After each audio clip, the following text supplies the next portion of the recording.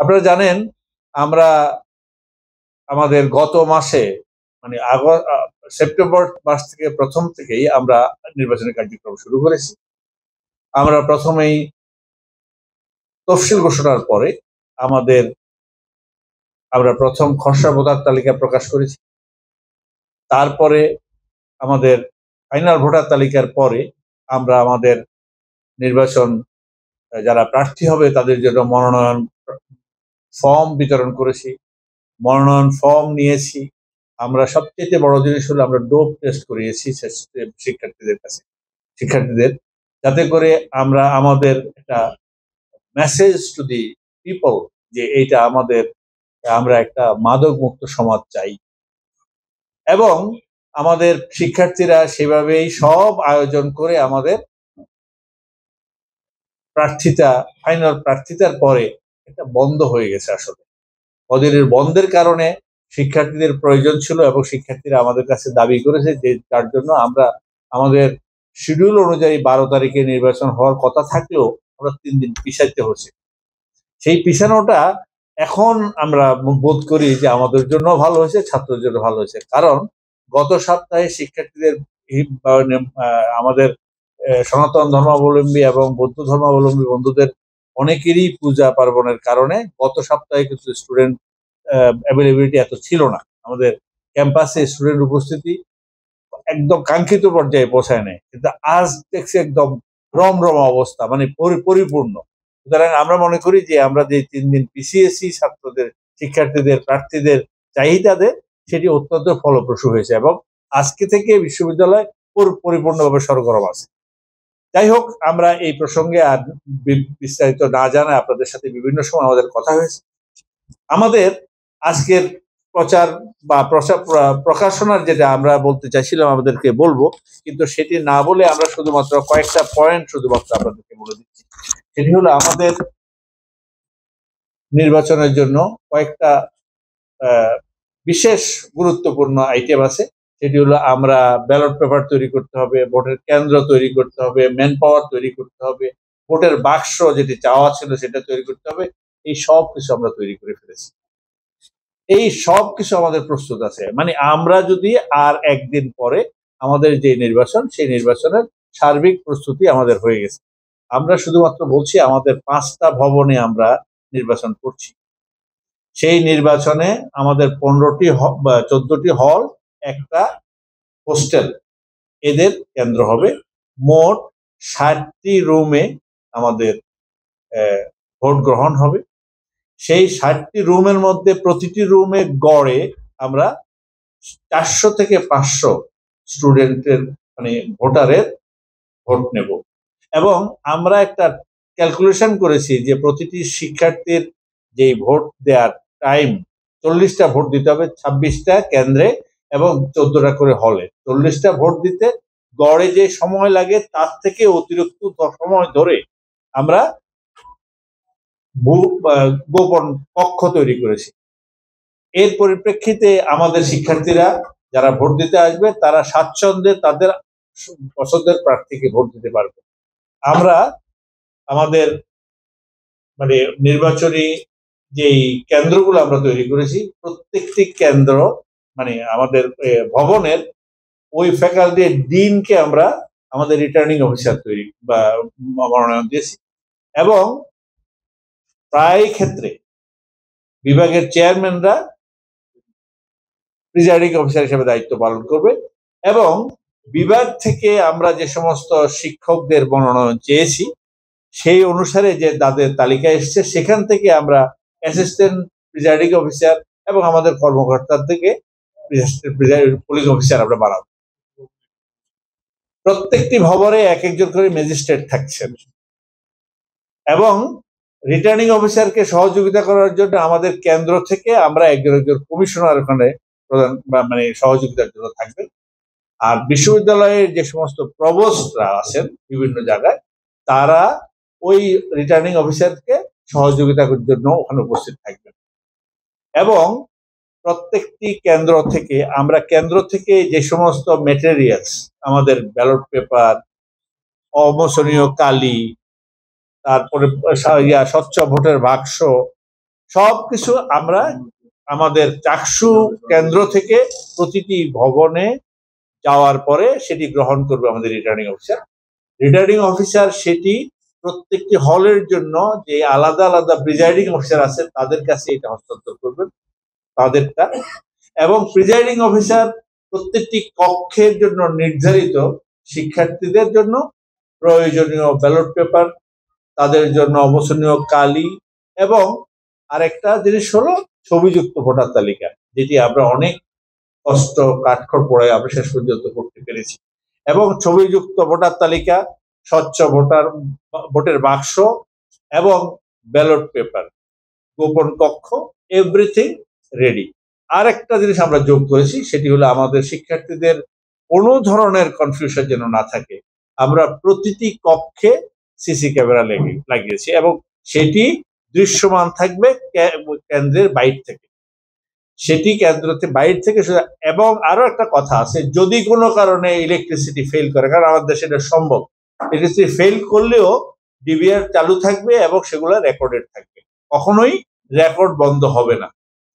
এছাড়াও আমরা ইউপিএস এর সাপোর্ট তো রেখেছি, জেনারেটরের সাপোর্ট রেখেছি। এর অর্থ হলো আমরা একটি স্বচ্ছ এবং ক্রেডিবল নির্বাচন চাই।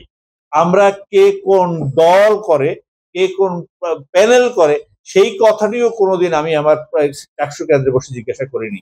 প্রত্যেকটি শিক্ষার্থীকে আমরা বলছি, তোমরা এখানে যারা আসবে তারা শুধুমাত্র শিক্ষার্থী, শুধুমাত্র প্রার্থী, কে কোন দলের সেটা আমরা জিজ্ঞাসা করিনি।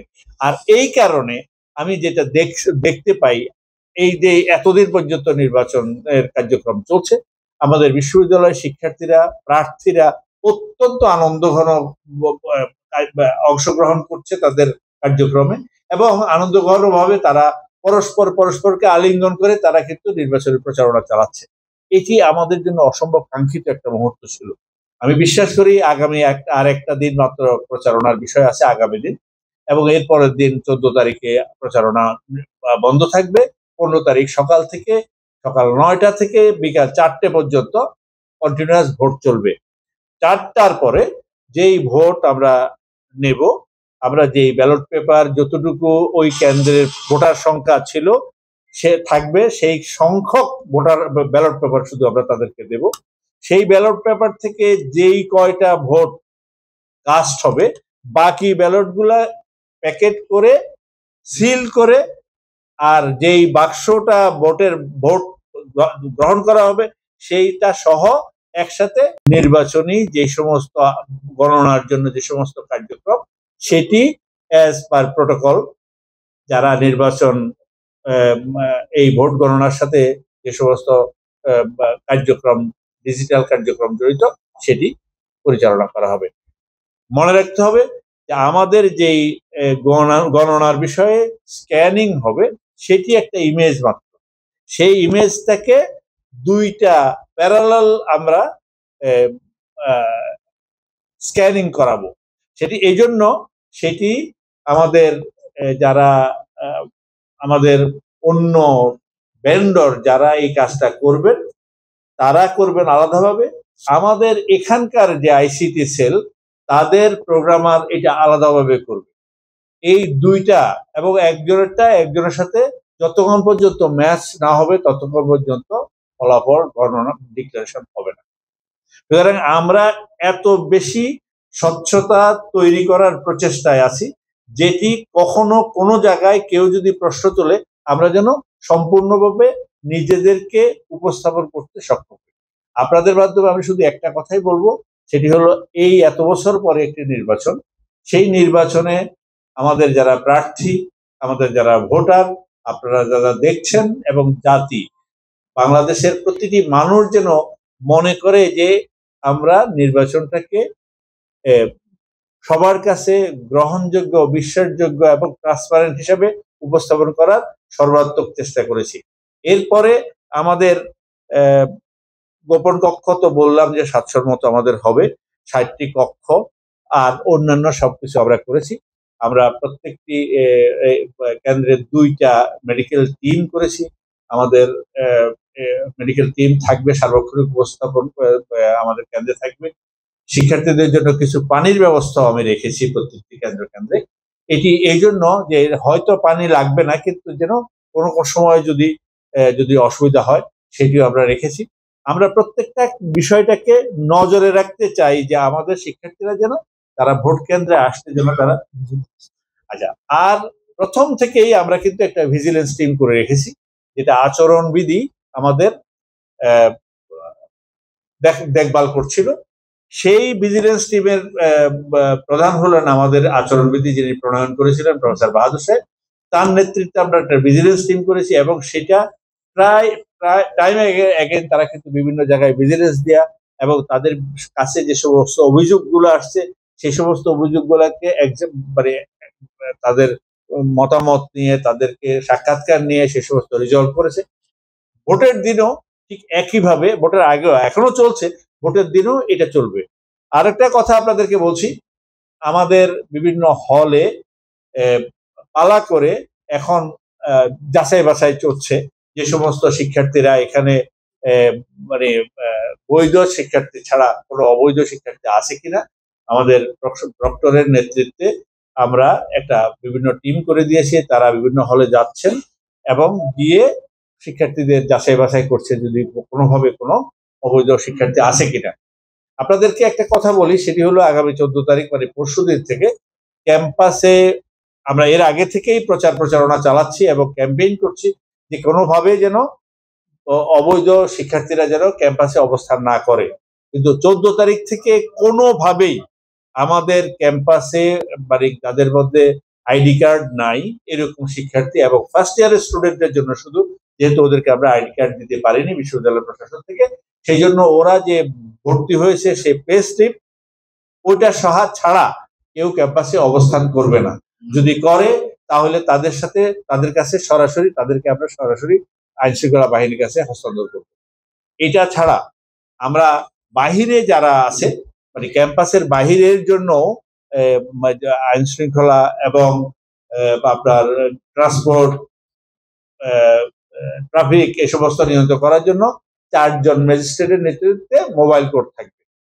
আরো কথা হলো যে আমাদের এই ট্রেনে আসার পর থেকে আমরা যেই জায়গাগুলো করছি এইগুলোর ব্যাপারে যে সমস্ত আইন শৃঙ্খলা জাতীয় যে সমস্ত কার্যক্রম এটি আমাদের প্রক্টর মহোদয় বলবেন। কিন্তু আমি শুধু কেন্দ্রে ঢুকার কথাটা একটু বলি, সেটি হলো কেন্দ্রে যখন ঢুকবে একটা শিক্ষার্থী, সেই শিক্ষার্থীর কাছে শুধুমাত্র একটা আইডি কার্ড থাকবে এবং যেহেতু কেন্দ্রের আগে ভবনে ঢুকার আগে একটা ব্যারিকেড থাকবে, সেই ব্যারিকেডের পরে আর কোনো প্রার্থী ভিতরে ঢুকতে পারবে না। প্রার্থীরা যদি কোনো তাদের লিফলেট বা অন্য কোনো কিছু দেয় সেটি ওই ব্যারিকেডের বাইরে দিবে। সুতরাং কেন্দ্রে কোনো ভোটার যদি তার লিফলেটটা নিয়ে যায় আমরা এটাতে খুব আপত্তি করবো না, তার কারণ 40টা ভোটার কথা কেউ মনে রাখার কোনো সুযোগ নেই, সুতরাং তারা এটা আমরা অ্যালাউ করেছি। সেই কারণে ভিতরে যখন যাবে সে তার রুম নাম্বার দেখবে, সেখানে গিয়ে সে তার আইডি কার্ড দেখাবে। আইডি কার্ডের সাথে যে ছবি আছে সেটা তার ছবিযুক্ত ভোটার তালিকার সাথে মিলিয়ে একজন অ্যাসিস্ট্যান্ট প্রিজাইডিং অফিসার অথবা পোলিং অফিসার তাকে সিগনেচার করে একটা ব্যালট দিবে। সেই ব্যালট দেওয়ার সাথে সাথে তার হাতে অবসনীয় কালি লাগাবে এবং এই যে ব্যালটটা তাকে দিল সেই ব্যক্তি কি আসল কি নকল সেটি যাচাই করবে পোলিং এজেন্টরা। সেই পোলিং এজেন্টের জন্য আমরা বিভিন্ন প্রার্থীদের কাছ থেকে তালিকা চেয়েছি, আপনাদের কাছে যেরকম আপনাদের তালিকা চেয়েছিলাম সেভাবে আমরা গুগল ফর্ম দিয়ে তাদের কাছে তালিকা চেয়েছি এবং সেই তালিকা অনুসারে প্রত্যেকটা রুমে আমরা আমাদের পোলিং এজেন্ট নিয়োগ করব। আর 2টা জিনিস সেখানে থাকবে, সেটি হলো একজন থাকবে বিএনসিসি, একজন থাকবে রোভার স্কাউট।